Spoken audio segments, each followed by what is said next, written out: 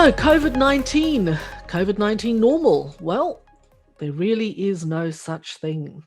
And today we're going to touch on mitigating disruption, rethinking risk management, including the all-important Incoterms 2020, updating your force majeure clauses, and current problems with freight services. So our presenter today is Dr. Roberto Bergami. Roberto is, amongst other things, an assistant professor at the University of South Bohemia, and I'm not even going to try to pronounce where South Bohemia University is. I'm sure those of you that are more fluent in European languages than I am will be able to pronounce that all on your own. So Roberto has over 20 years of industry experience in international trade, including roles in logistics, customer service, sales, marketing, and product management. But for the past 25 or so years, he's been a lecturer, a teacher, an academic, and he's had experience with private education providers, VET and university sectors, most recently as assistant professor at the University of South Bohemia. Roberto and I have known each other for a very long time. He really does know his stuff, and he's also a fair raconteur. So please virtually join me in welcoming Roberto. The floor is all yours, Roberto. Thank you, Colin. Hope everybody can hear me. Pleased to be participating in this series. And the first thing that I need to say is I didn't create the world, so I may not have all the answers to all your questions, but we can take them on notice and we can try and find the answers for you later on. I also didn't create COVID-19, so I want to put that up front. But COVID-19 certainly has delivered us unexpected and unprecedented disruption. Although I have to say COVID-19 is not the first and only time that the world has been disrupted by other natural events. And let's call it a natural event and not go into the conspiracy theories or otherwise as to the origin of COVID-19. Doesn't really matter where it came from. We need to deal with it at the moment because that's what we are facing with. Unprecedented disruptions in the past. For those of you who remember the Bangkok floods of 2011, Western Digital and other hard drive manufacturers all bore the brunt of that when their factories were flooded. Nobody had predicted that such an event would occur, but it did. And that many others have occurred before now. But it looks like this one has been the biggest yet, certainly in memorable time. Part of the disruption is really linked to the interconnectivity of lean supply chains, where we have the theories of just-in-time systems, etc. And sometimes these theories are nice, but it's shame about the practice. So certainly from a financial perspective, make to order is a lot better than make to stock. You certainly are able to reduce some of your costs, etc. The problem with lean supply chain is the fact that they are almost entirely reliant on a perfect world. And we don't have a perfect world, as the current situation is certainly alerting us to.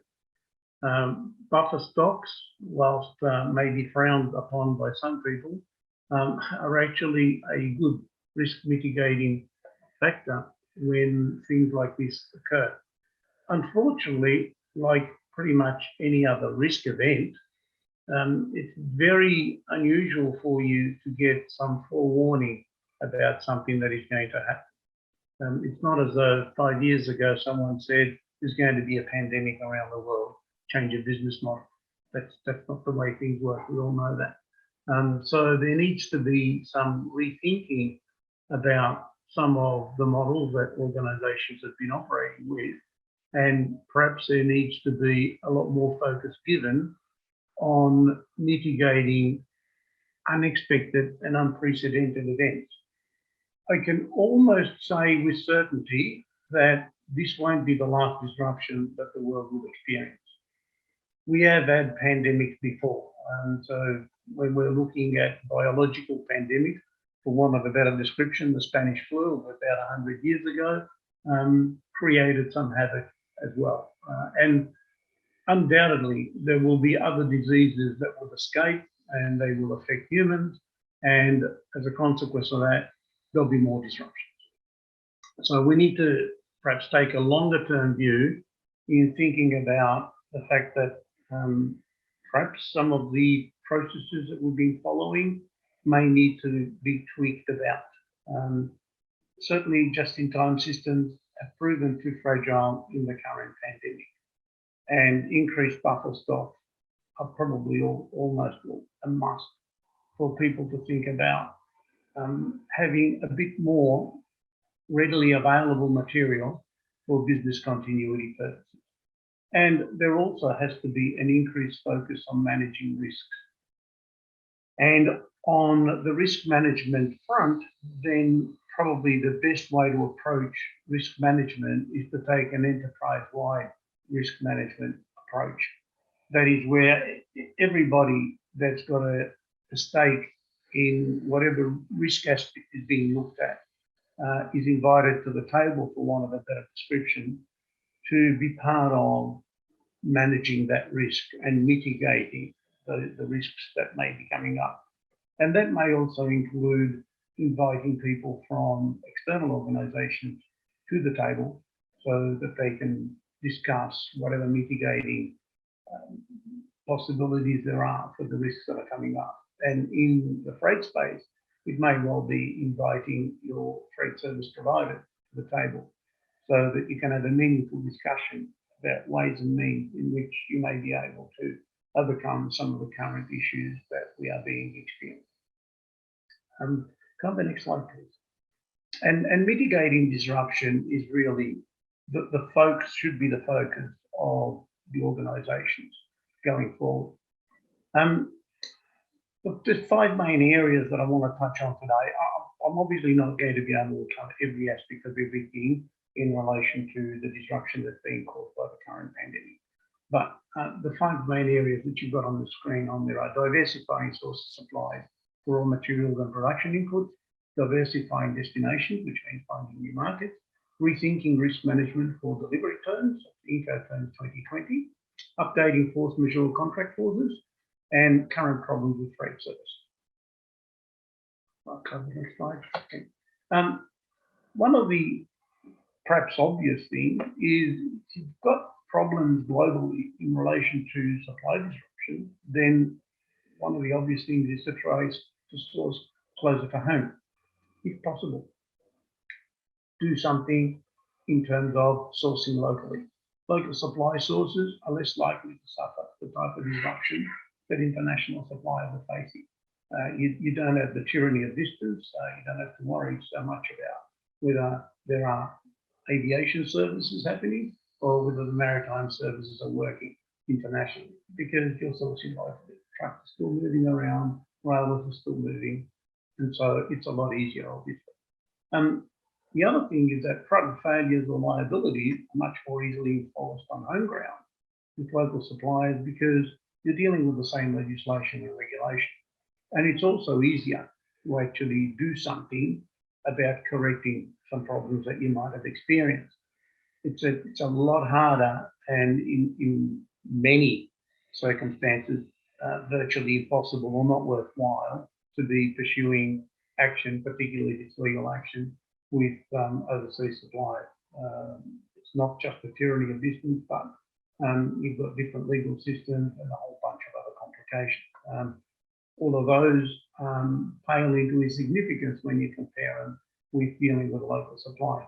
Doesn't mean to say that things will always go right, but remedial action is much cheaper and much quicker and easier to obtain on your local ground rather than the international one. Low-cost country sourcing, which is something that the Western world certainly has been choosing to follow for a long time, comes at a cost. I think the old adage that you pay what you get for is still applicable these days. And whilst there are attraction in having cheaper input production, etc., when things don't quite go right in the international supply chain, then the cost that you bear may well be much more than the savings that you might have encountered.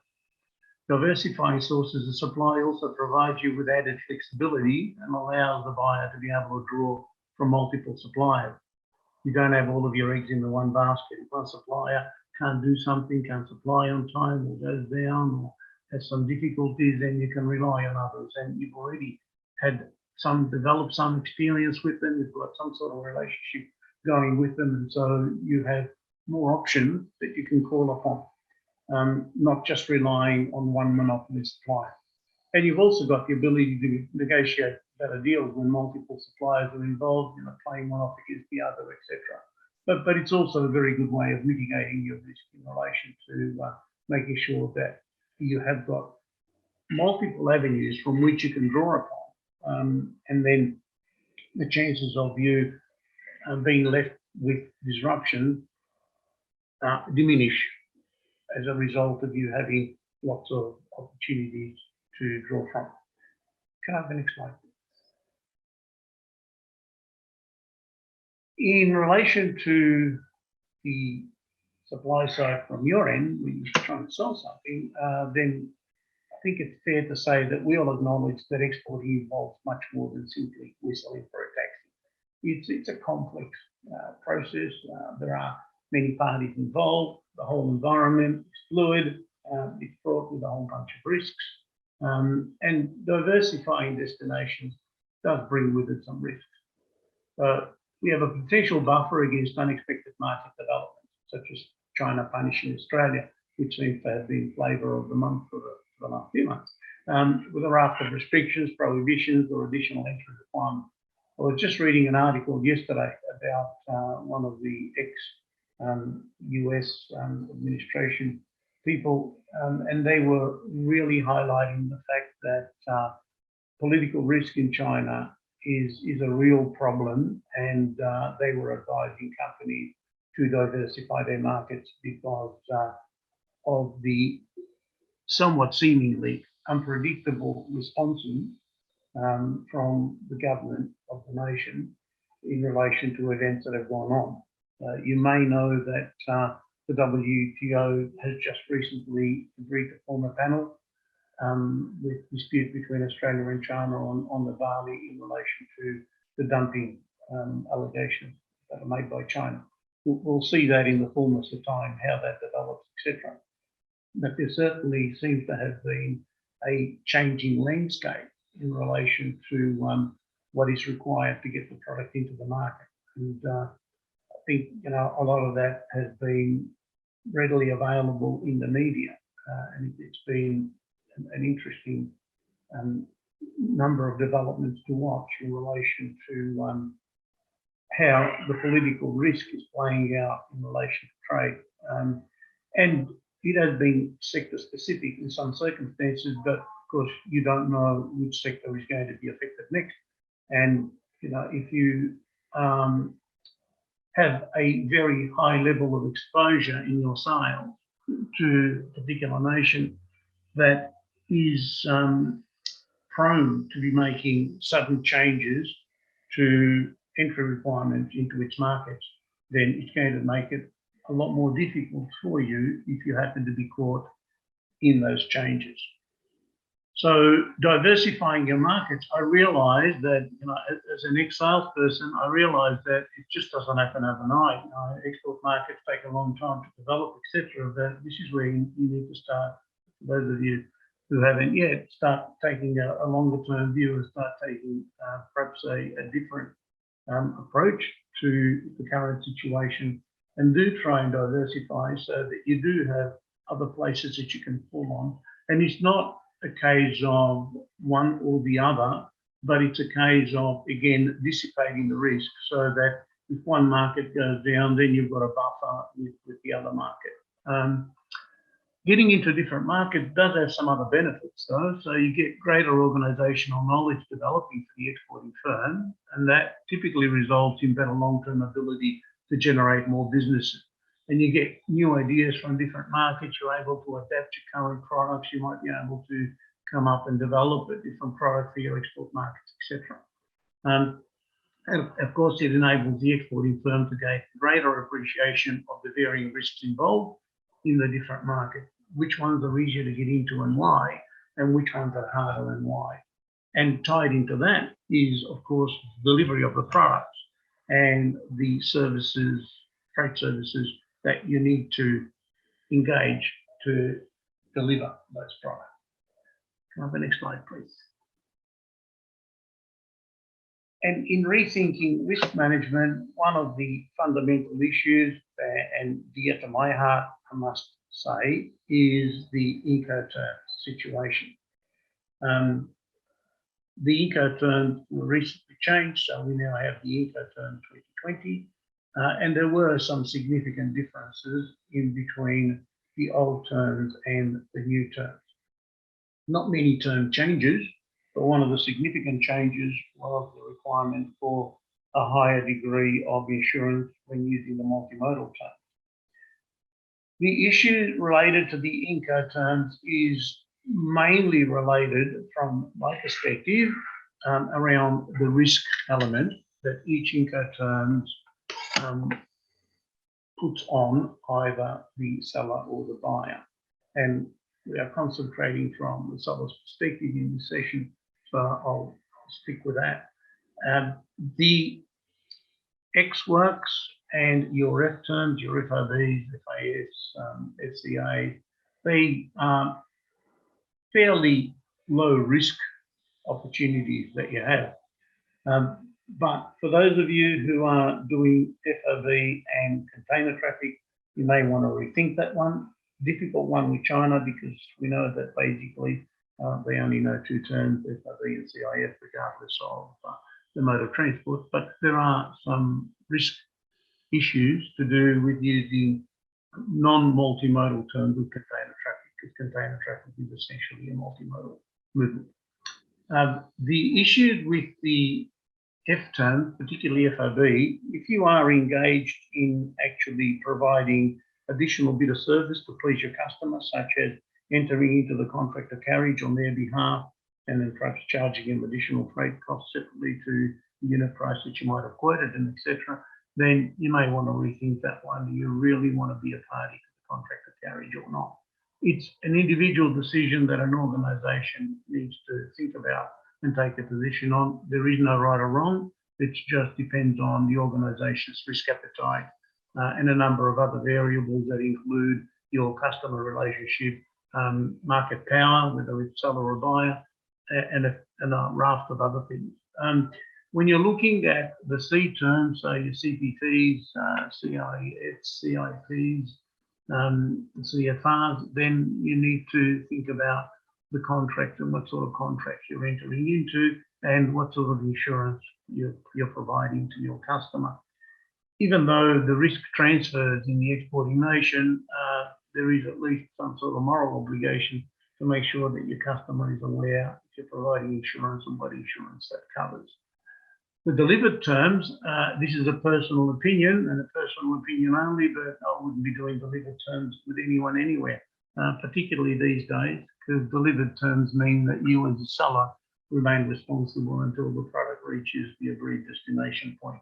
And as far as DDP is concerned, you're putting in there customs clearance and payment of duties and tax, which is even a worst case scenario from a risk management perspective.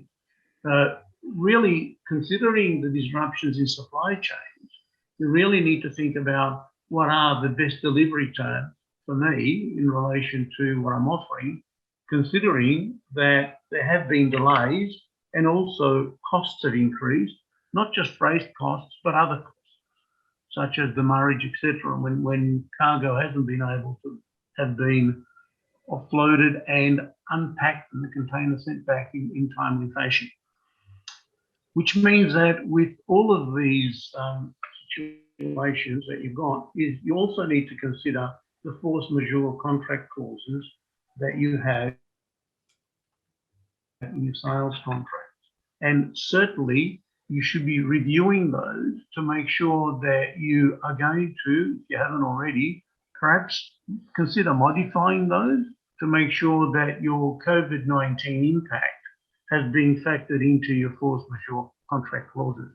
I have to say that there is no standard force majeure clause that you can just embody into a contract of sale, because it's based on an individual organisation's view of what force majeure clauses need to be covered in their contracts.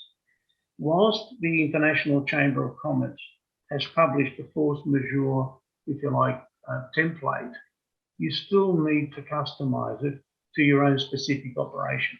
And each industry sector will have different things to be concerned with, and each organisation within that industry sector will operate different to another one, and so they will need to consider their risks and come across with a solution that fits the particular requirements that they're exposed to. So things like, definitely in your force majeure contract clauses, you should have things like delays in transit, which are not being caused by you, but there's nothing that you can do about that. And so if the supply contract is frustrated, then you've got some means of addressing that with your other partner, and either you accept the delay, or the contract is cancelled or put aside, etc., or renegotiated. And this is particularly important if you're using any of the delivered terms, because it is your responsibility to make sure that you get the product to destination. Typically, written in the contract is within a specified period of time or by a particular date. And of course, one of the risks that you've got in relation to the provision of freight services, no carrier is going to guarantee delivery by a particular date. It's written in all contracts of carriage. Best effort to try and do things, but no guarantees, because there are simply too many barriers. Quite apart from natural disasters, there's a whole bunch of other things that can delay shipping. And so your force majeure clauses in your contract ought to be revisited to make sure that you have a protected position in COVID normal or abnormal times, as the case may be. More abnormal than normal, I would think. Now, the next slide, please. Roberto, before we move on, Sure. just a quick question around Incoterms 2020. We've had a query from someone saying, I'm still using Incoterms 2010. Is that a problem? And should I switch over immediately? Okay, it's not a problem if you're comfortable with the Incoterms 2010. However, with all due respect, and I mean this sincerely, I don't want to be offensive, the world has moved on. We have got the Incoterms 2020 out because they're more current, they more reflect current practices. So if it is possible for that organisation to make a switch to the Incoterms 2020, they are recommended to do so. Having said that, they need to have a look at the changes between the 2010 and the 2020 to make sure that, one, they understand them, two, that they're happy to use them, and three, that their partners, as in their customers or suppliers, the case may be, the people they're doing business with, are also comfortable with taking them on board, and they understand what the current obligations, etc., are. And I'm happy to take this offline if that's desired and provide some advice on that basis. I'm on the Australian subcommittee of the Incoterms of the ICC, and so I've had quite a bit of input into the current terms, and happy to provide advice to the best that I can. Fabulous, thank you very much.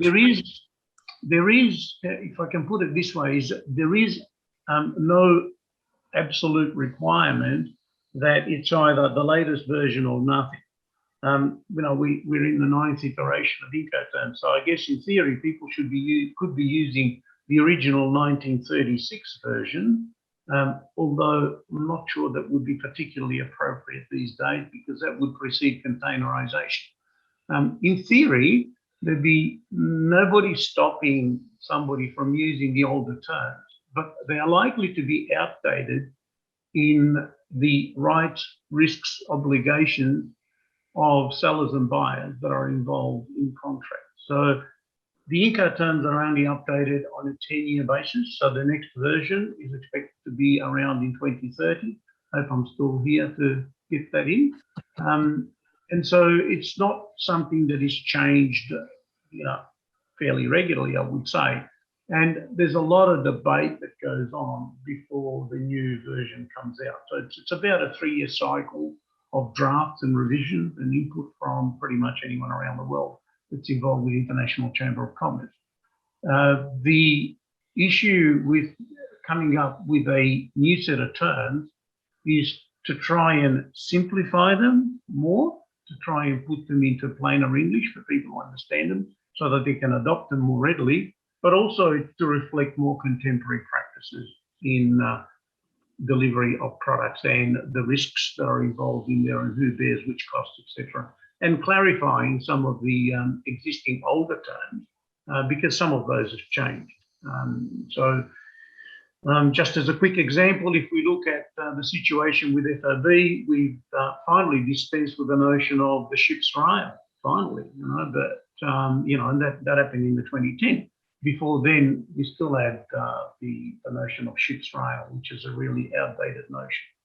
So, short answer, I would recommend that the organisation involved consider upgrading their terms to incorporate the 2020. But let the counterpart businesses that they're doing business with also let them know and make sure that they're aware of what the changes are between the terms that they're using, old ones and new ones. Hopefully I've answered the question. Thanks very much, Roberto, and I'll move on now. Thanks. Great, thanks. Current problems with freight services that we have, and there are quite a few of those. So freight costs have increased and the demurrage charges are making a handsome profit for carriers. I was talking to a shipping line person yesterday that I happen to know, and we're just having a sort of conversation, and they were saying it's been brilliant in China on the import side of things for them because they have just seen their demurrage charges literally double since COVID-19 has hit. People just can't get to empty their containers in time and get them back in time, and so they're hitting with a whole bunch of fees, and they're saying this is just money from heaven in reality, and they are making a handsome profit. In Australia, there's an imbalance of containers, so we have more imports than exports, as we all know, but it seems that there's some reluctance from shipping lines also to take empty containers as they have done in the past because demand for export is generally strong. As far as I've been able to ascertain, there doesn't seem to be any real problem in getting space for exports going out, but certainly freight charges have increased.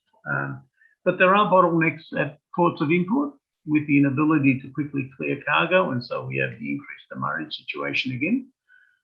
Some exporters are toying with combined shipment loads. So we're doing some urgent smaller supplies by air and longer term supplies by sea. And this is probably not something really new. I mean, thinking back about 30 years ago, I used to do that as well in relation to buying material in from foreign sources where we needed some input for production in a hurry. And so we'd say, okay, well, send us a small assignment that'll tidy us over until the goods that you put on the ship arrive. And likewise, to cater to spikes in demand in foreign markets, it would be just sending something over there quickly by air freight. And people look at freight rates and they do the comparison and they go, oh, gee, damn sight more expensive to do things by air. And it is on a kilo by kilo basis.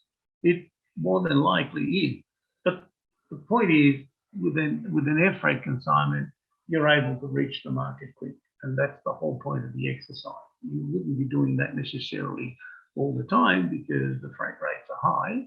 And it also depends on the ratio between the value of your product and the cost of your freight charges. So I'm hoping that there is nobody from the wine industry here because I don't want them to get upset. But as an example, a $5 bottle of wine, $5 retail price bottle of wine with a freight charge of $1 is going to be much more significant than a $200 retail bottle of wine with a freight price of $1. Obviously, the ratio changed, and so you need to take that into consideration. But the mix and match between air freight and sea freight is something that organisations may need to consider to get their products to market if they are finding that getting the products to the market by sea, as they traditionally have, is incurring delays, is more difficult to do, etc. The Australian government has put in some assistance scheme on international freight. So they have provided some subsidies, albeit on limited route and with limited carriers, etc. But there are some subsidies available for exporters. You need to register on the government website, and then you get more information on that one. So I think the issue with trying to find better options to get your product to market is really a case of looking at different things that you may be able to do, mix and match, if you like, in between the different modes of transport, so that what you may be able to do is get your product to market. It may cost you a little bit more in the short term, but in the long term, you may reap greater benefits. And at the end of the day is, you can hold back and I suppose satisfy market demand at a slower rate. But is zero profit better than some profit under certain conditions? And given the current disruptions that we're experiencing around the world, I would probably encourage organisations to be looking at alternate modes of supply by using, mix and match modes of transport. The other thing that is also probably useful to consider is the way that the product has traditionally been shipped out and packed, and have a review of your packing systems and seeing whether you can do anything on there without obviously compromising the integrity of the consignment. But if there's any way that you're able to, inverted commas, lighten the load, then any reduction on the weight obviously is going to demonstrate itself in that reduction of freight charges. And again, going back to the Incoterm, if you decide to choose to trade on Incoterms where the price of the product doesn't include any freight charges, then you are really shifting the burden of that cost to your buyer. Having said that, let's make no mistake about it, that the buyer is going to be looking at the total cost of the item, not just, if for want of a better description, the ex-factory price. That might be nice, but then they will be taking into consideration all the other things. However, given that the market price of the freight services is not dictated by any one party, everybody is caught in the same situation at the moment. Can I have the next slide, please? And once we had the Maritime Code of Practice and the Aviation Code of Practice, and now we have the Maritime Code of Practice and the Aviation Code of Practice, disruption is the new norm. This isn't going to go away in the next couple of months. This is going to be with us for some time.